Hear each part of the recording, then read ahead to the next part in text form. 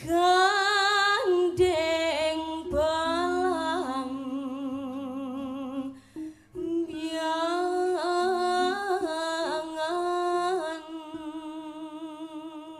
apik suarane beanter tenan ayo nyeram yai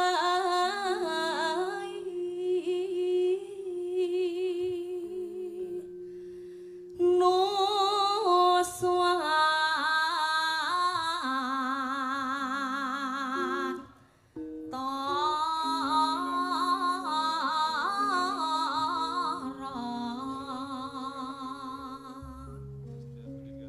lanjut pianyo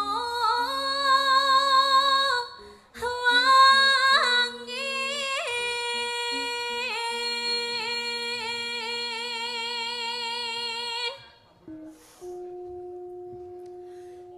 kelen kenang wetan segera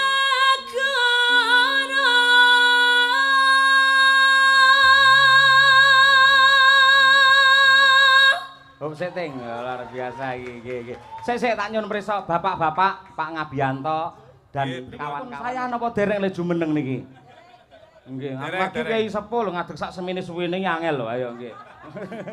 Menawi dereng monggo mboten meneh pun saya saged pinara kula mboten wani lho Pak ngeten niki nggih. Tasik kiat nggih Pak. Ini ciri-ciri laki-laki yang kuat itu harus tahan berdiri.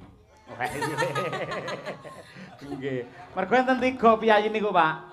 Enten 3 setunggal niku pandangan hidup, angka kalih menika pegangan hidup, yang ketiga adalah perjuangan hidup. Yen umure sik 17 tahun niku pandangan hidup, dipandang wis hidup ngoten niku. Lek umure 30 sak kula barang ngeten iki pegangan hidup. Yen ora dipegang ra iso hidup. Yen panjenengan niku pun perjuangan hidup, lek ora diperjuangne wis ora hidup. Lagi niku nggih. Ayo tujune ana anting sing merjuangke. Ayo. kok aku toh Nembang ngono lho, Oh, iya. nyenengne piyayi-piyayi ngono kok iya. Ayo perjuangno Ting, ayo Ting. tak sentake Ojo. lor-lor ki